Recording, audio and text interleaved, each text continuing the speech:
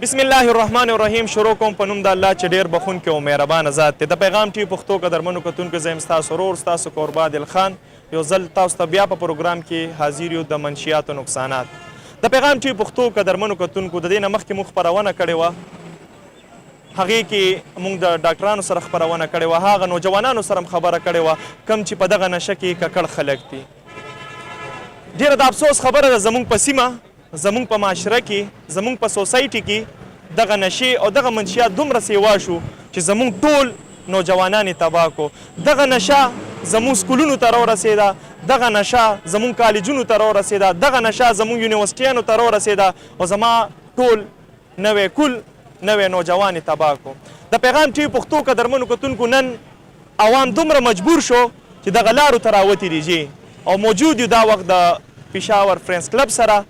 عوامو نه به تپوسونه کوو چې دوی څه وایي او ولې دومره مجبور شو چې نن لارې ته راوتې دي. تاسو موږ سره اوسئ. بلکل قدرمنو کتونکو دا هغه زموږ د سیمې نوجوانان دي، هغه مشران دي او هغه کشران دي چې نن راوتې دي د منشیاتو خلاف. زموږ په معاشره کې، زموږ په سوسایټي کې دغه منشیات ډېر شوي دي. وجه څه ده؟ دې کې زموږ حکومتي اعلی چارواکي ولې ناکام دي؟ په دغه اړه کې انشاءالله دغه ملګرو نه پوښتنې کوو او موږ ته به جوابات راکوي. دا وخت موږ سره موجود دی سینیر صحافي الف خان شیرپور صاحب. څنګه سر تاسو ښه؟ بالکل خیر دی، ډېره زیاته مننه کوم او د ټولو مخکې چې کوم دی صدر اکبر خان ته خیرات تحسین پیش کوم چې په پېښور کې د اواز د ځان لپاره نه دی اوچت کړی، دا د ټول پېښوریانو د بچو لپاره د اواز پورته کړی دی. او څنګه چې تاسو ذکر وکړئ یقینا د دې خلکو د لاسونه ډېر اوږده وي، خو د دې ځای نه ورته دا وایو چې د اوږده لاسونه به انشاءالله ماتو. اوس پېښور خلک راویښ شوي دي د صدر اکبر خان په قیادت کې او زه ورله د خپل طرف نه د خپل پشکلاوتي قامي جرګې طرف نه دا یقین او دا باور ورکوم چې دا خلک بزدل دي په غلطه طریقه باندې چې دا پیسې ګټي، دا دنده چلی نو دا دنده نه ده، دا زموږ د بچو پانده ده. او زه ټول پېښوریانو ته وایم چې راځئ د صدر اکبر خان لاسونه مضبوط کې، د سره څنګ په څنګ ودرېږئ، د سره کلک ملګرتیا وکړئ. خو موږ ولې د 400 نه راځو نو ولې راغلي وو چې اواز یې ډېر ښه اوچت کړی دی او همیشه د غلو خلاف چې کوم دی د دغه شانتې ناسورو خلاف اواز پورته کړی دی. او دا نه صرف زما ذمواري ده، نه صرف د اکبر خان، دا زموږ د ټول میکونو والا، زموږ د ټولو صحافیانو، زموږ د هر شهري چې کوم دی دا ذمواري ده. خو نن موږ دا پولیس والا ملګرتیا کوو چې هغه پولیس خلک، هغه پولیس چې کوم دی د دغه ناسورو په ضد باندې اواز پورته کوي او چې کوم پولیس د دې خلکو ملګري دي د هغې په ضد باندې به موږ اواز پورته کوو. خو دا خلکو ته چې کله پولیس ورته لاس واچوي نو بیا به پولیس باندې قسم قسم الزامونه لګوي. نو هغه پولیس والا ته وایي چې یارېږئ مه، موږ د سره څنګ په څنګ ولاړ یو. او هغه سیاسي خلکو ته م وایو چې داسې خلکو پشپناهي مه کوئ چې تاسو داسې خلکو باندې پریکسونه جوړوئ، فنډنګ ترې کوئ. نو سوچ وکړئ چې دلته کې زموږ د بچو خوله ړنګوي، زموږ دغه نن په یونیورسټو کې په کالجونو کې او اوس خو لا بله نشه روتې د سویلره. نو دا خو یو دومره عام نشې شوې په دې دغه کې په پېښور کې، زموږ په نورو ضلعو کې، زموږ په 400 کې. نو زه ستاسو هم ډېره زیاته مننه کوم. الف خان صاحب ولې د دې روکدام نه کېږي؟ وجه څه ده زموږ په دې سیمه باندې؟ ما هم دغه خبره وکړه چې دې خلکو لاسونه ډېر اوږده دي. دوی مخکې چې کوم دی پیسې ولي د سیاسي خلکو دوی ته پشپناهي حاصله ده. په موجوده حکومت کې زه د موجوده حکومت ته وایم چې په دې کې دا دنده ډېره زیاته شوه. نو زه ستاسو چې څوک هم دې کې ملګرتیا کوي نو ملګرتیا او بل پولیس والا چې سړی ګیر کړي نو دا خلک یې شپارستونه کوي، بیا پکې سسپینډ یې کړي، بیا پې انکوایري کښېنوي، بیا معطل کړي. نو دغه ځای کې دا افسر چې کوم دی لکه ډي پي او دی نو هغه په اس ایچ او باندې بیا سټینډ نه اخلي. نو دا به یک کېږو او دې کې به پولیس انتظامیه چې کومه ده ټول یو کېږي. بل دا ده ګوره دې کې اف آی ای ده د سره کار نه کوي، د دې چې کومې محکمې دي هغه د سره کار نه کوي، هغوی ته بله نه پیسې. بل دا خلک وایي دا چې کوم د آیس خرڅوي نو دوی وایي چې موږ دا دنده په بل ملک کې کوو. نو دلته کې د لاهور نه دا خلک ځي، دلته کې د پېښور نه دا خلک ځي، دلته د اسلام آباد نه دا خلک ځي. دا په دې ایرپورټ باندې څنګه ځي؟ لکه دا یو ډېر لوی سوال دی. نو دلته کې پیسې تقسیمېږي خو بهر هم ځي، نو بهر هم پښتانه دي، بهر هم مسلمانان دي. او دلته کې ډېرې زموږ خویندې کونډې شوې، ډېر بچي یتیمان شو. نن یونیورسټو ته ورسېدل، نن کالجونو ته ورسېدل، نن پکې مولیان مدرسو ته ورسېدل. نو دا د ناکامي ده، د حکومت ناکامي ده. موږ به دا ټول د حکومت ناکامي چې دوی دغه پیسو تړخه کوي او نن زموږ نوی کول چې کم دی په دې دنده کې خان صاحب کم هغه ډیلران دي هغه د دې کاروباریان دي هغوی ته به څه میسج ورکوئ دا ټایم کیدای شي دغه د پیغام ټي وي ته ناست یو دغه ګوري هغوی ته به څه پیغام ورکوئ زه دا وایم چې دا بزدله خلک دي دا خلک چې دا په کومه طریقه باندې دا دنده دوی ته به سکون نه وي دوی ته به خوشحالي نه وي دا د لږ وخت خوشحالي ده نه خو زه دا ووایم چې صدر اکبر خان ته لکو روپۍ ورکړې کېږي چې ته چپ شه ته په دې خاموشي اختیار کا خو ده سره د نورو بچو غم دی دې سلیکشن نه کوي چانه ووټ ضرورت نشته دی نو زه په پیغام ټي وي په دې شیشه باندې دا دغه ورکومه چې دې خلکو تعجیم ووایې د دې خلکو نه چولړ بایکاټ وکړې د دوی غم خاده مه کوئ د دوی چې کوم دی کوم مولا د دوی جنازه کوي نو دغه مولا هم په دې کې مولوي استوزولو ما ته وایم چې راپاسې نن دا دنده ډېره زیاته شوه ځای په ځای چې کوم دی های سکون کې والا دي نن دا هسپتالونه ولې زیات شو نن دې هسپتالونو کې د اضافه ولې کېږي نو زه په دې باندې علماو چې کوم کردار دی نو هغوی ته زه یم چې علما پکې خپل کردار ادا کړي پولیس پکې خپل کردار ادا کړي او د حکومت بې حسي ګڼم حکومت د دې چې کوم دی نو ذموار دی ډیره مننه قدرمنو کتونکو نن په دې ګڼ شمېر باندې دغه خلک راوتي دي په دې کې مشهور صحافیان هم دي عوام پکې هم دي دغه غوښتنه کوي او دغه وینا کوي چې د دې منشیاتو روکدام به څنګه کیږي څنګه چې تاسو ولیدو نن منشیات دومره ډېر شوي دي چې هر ځای ته رسېدلي دي کالجونو ته رسېدلي دي سکولونو ته رسېدلي دي او دغه زموږ نوجوانان ترې نن متاثره دي نورې خبرې هم کوو موږ سره اوسئ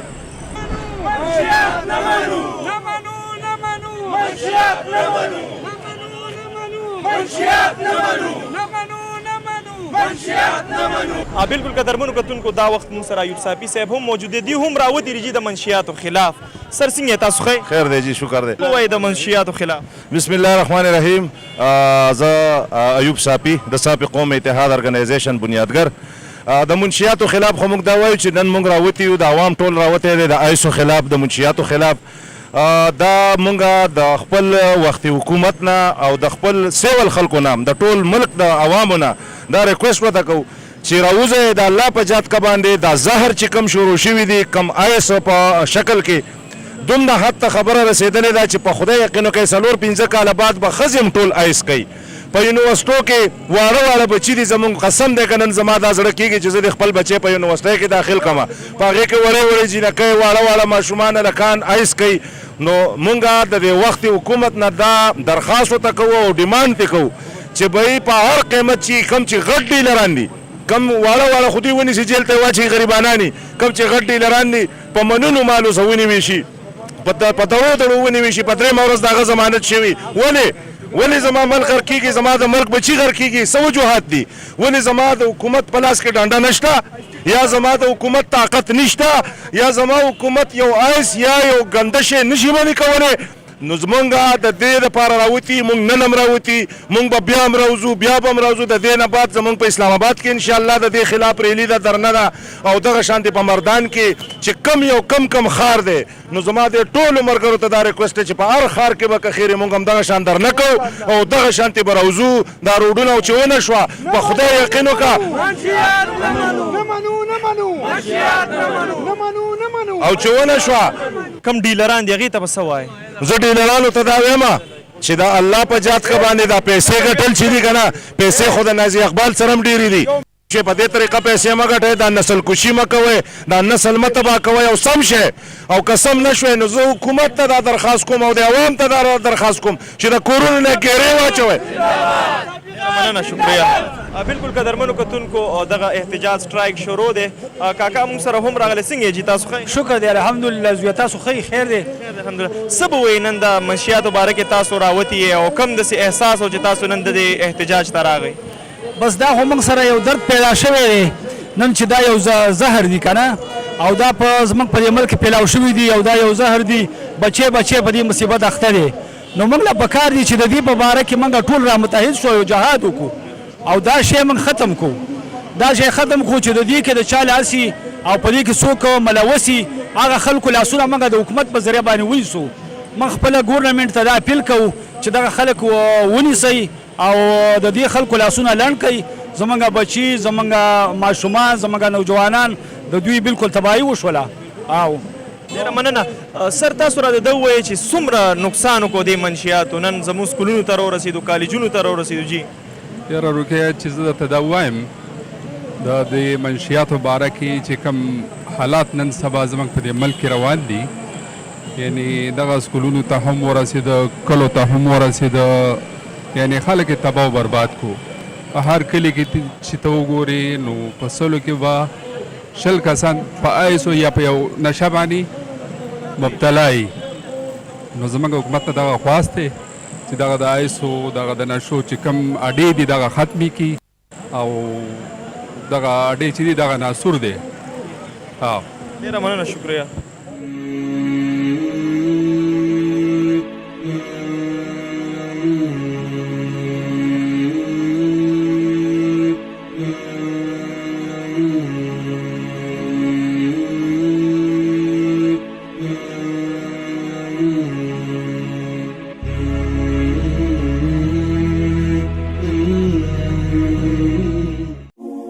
د پیغام پښتو ټي وي ځانګړي او مستند معلوماتو باندې مبني بشمیره تعلیمي او دینی ویډیوز لپاره زموږ پاڼه سبسکرایب کړئ او زموږ د نوي ویډیوز نه د اپډیټ لپاره په بیل آیکن کلیک کړئ.